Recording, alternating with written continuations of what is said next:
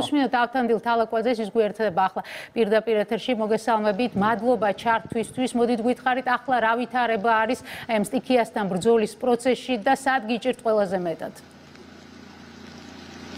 საღამოშიდობის ოზურგეთში გასული ღამე და დღევანდელი დღე განსაკუთრებით დაეთმო კრიტიკულ ლოკაციებს. რა თქმა უნდა, მთელი მუნიციპალიტეტის მასშტაბით მიმდინარეობდა სამუშაოები, პირველ რიგში ხდებოდა ძირითადი მნიშვნელოვანი გზების გაწმენდითი სამუშაოები, რომელიც დაკავშირებული იყო სოფლებთან, ვინაიდან იმ სამსახურებს, რომლებსაც სჭირდებათ გადაადგილება და მოქალაქეებისთვის დახმარება, ქონოდათ შესაძლებლობა ყოველგვარი შეფერხების გარეშე გადაადგილებულიყო, შემდგომ უსაფრთხოდ გადმოგვიყვანა ჩვენი მოქალაქეები.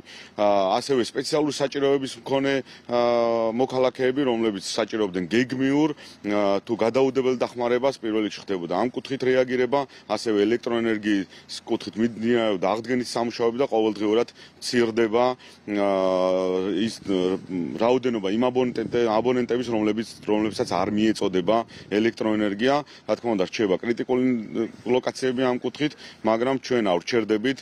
მთელი ღამის განმავლობაში მიმდინარეობს ასევე სამუშაოები იმისთვის, რომ ხვალდილას ასევე მთელი ძალებით მოხდეს ლოკაციებზე შესვლა. თქვენ დღესაც ხედავდით კადრებში, რომ ერთ-ერთი მნიშვნელოვანი მიმართულება, რომელთანაც დაკავშირებით გაძნელებული იყო მიმოსვლა, მოხდა შესვლა აბსოლუტურად ყველა მოქალაქესთან დაკონტაქტება,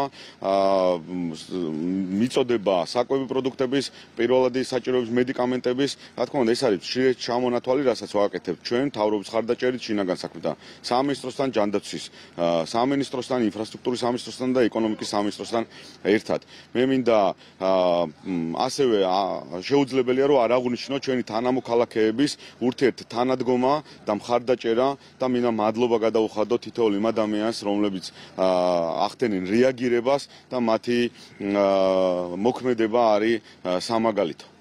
ბატონო ავთანდილ, რომ შევაჯამოთ ერთგვარად, პროცენტულად რა რაოდენობის ტერიტორიები რჩება ასათვისებელი, რა რაოდენობის სოფლებზეა ამ ეტაპზე საუბარი, თუ შეგიძლიათ უფრო მეტად რომ დაგვიკონკრეტოთ და მოხერხდება თუ არა თუნდაც ხვალ უკვე იმ სოფლებთან კონტაქტი და იმ ტერიტორიებთან, რომელიც გარესამყაროს არის მოწყვეტილი. ისე იგი აბსოლუტურად ყველა მიმართულებით მოხდა შესვლა, დათვალიერება, მათ შორის ჩართულები იყვნენ სხვადასხვა სამსახურები, თავდაცვის სამსახური, სამაშველოსი, მთის კურორტების, ანუ მოხდა დათვალიერებები ადგილები, სადაც ტექნიკა ვერ შედიოდა, იქ მიდიოდნენ უკვე შესაბამისი ტიპის სამსახურები, ესაუბრებდნენ მოქალაქეებს, იმ საჭიროებებს, რომელიც მათ ჭირდებოდა და დამატებით თუ მოთხოვნები, რაც მათ გააჩნიათ, რომ თქვათ, რომელიმე კონკრეტული ტიპის მედიკამენტს საჭიროებს ხდება მათი მომარაგება ამ ადამიანების, ამიტომ ისეთი ლოკაცია, სადაც ჩვენი სამსახურების მიერ არ მომხდარა გავლა და თვალიერება, ესეთი ტერიტორია არ არის, უბრალოდ აქ არის საუბარი იმაზე, თუ რა ტიპის ტექნიკით ხდება გადაადგილება ამა თუ იმ ტერიტორიასთან დაკავშირებით. რა თქმა უნდა, თოვლის საფარი საკმაოდ მაღალია, თქვენ ხედავთ კადრშიც ეხლა რომ ინტენსიური თოვა გრძელდება. ყველაზე მთავარი არის ის, რომ კომუნიკაცია არის აბსოლუტურად ყველა დასახლებასთან და მოქალაქეებთან და ხდება მათი უზრუნველყოფა. ეს გაგრძელდება ყოველდღიურ რეჟიმში, სანამ არ იქნება აღმოფხვრილი ყველა ის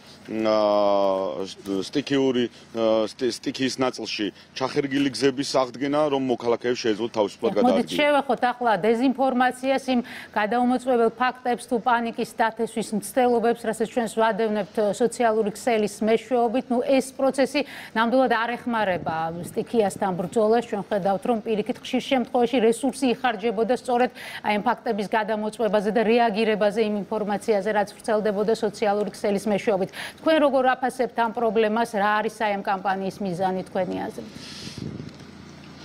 მე ვფიქრობ, რომ ყველაფერს თავის სახელი უნდა დავარქვათ, ეს არის პირდაპირ დანაშაული, რასაც ჰქონდა ოპოზიციური მხრიდან და ჩვენ ვიხილეთ თუნდაც დღეს მაგალითი, როდესაც სოციალურ სივრცეში მოხდა აპელირება იმისა, რომ თითქოს დანგრეულ სახლში მოყოლილი იყო ბავშვი და რაღაც ვერ ხდებოდა ამ ბავშვის გადარჩენა, ამას მოყვა საკმაოდ დიდი პანიკა მოქალაქეებში.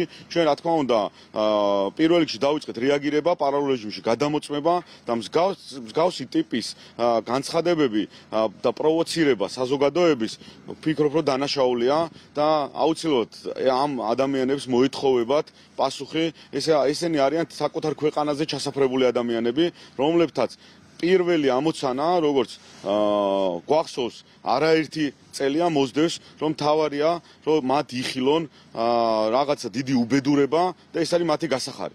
დღეს ამის დამადასტურებელი ფაქტი იყო ის, რაც გააკეთა სოციალურ ქსელში კონკრეტულმა ოპოზიციონერმა პოლიტიკოსებმა. კი ბატონო, მინდა ბოლოს დავაზუსტოთ ავარიულ სახლებთან დაკავშირებით, თუ არის საჭიროება იმის, რომ მოხდეს ადამიანების ევაკუაცია კონკრეტული შენობებიდან და ამ თვალსაზრისით რა მდგომარეობა, იმიტომ რომ ყველას კარგად მოიხსენება, რომ ასეთი ინტენსიური თოვის პირობებში თუ სახლი დაზიანებულია, რა თქმა უნდა, შეიძლება პრობლემა შეიქმნას. რა თქმა უნდა, ამ კუთხით მიმდინარეობს მუშაობა იმ შენობებთან დაკავშირებით, ფაქტობრივად, სადაც გრევა იყო, ყველა ადამიანი უსაფრთხოდ არის გამოყვანილი, მხოლოდ სამწუხარო ფაქტი იყო ერთ კონკრეტულ შემთხვევაში, როდესაც გრევას მოყვა მსხვერპლი, სხვა ყველა შემთხვევაში იმ შენობებიდან დროული ევაკუაცია განხორციელდა და ამ კუთხითაც მიმდინარეობს დათვალიერება შენობების თუ საჭიროებს გამოყვანას, გამოყვას ზუსტად ეს აღნიშნე, რომ ჩვენ ტერიტორია ფაქტობრივად არ დარგვჭა, სადაც არ მივდივართ, არ ვნახულობთ, არ ვესაუბრებით და არ ვსწავლობთ იმ საჭიროებს, რომ დროულად მოხდეს გამოყვანა იმ ადამიანების, რომ საფრთხე არ შეიქმნას. ასევე იმიტომ აღნიშნე ჩვენი თანამოქალაქეების ურთიერთთანადგომა და მხარდაჭერა, რომლებიც გვეხმარებიან მსგავს სიტუაციებში. მადლობა ამ ჩართვისთვის. ავთანდილ თალაკვაძე. ზუგდიდის მერი ავთანდილ თალაკვაძე საუბრობდა პირდაპირ ეთერში და ჩვენ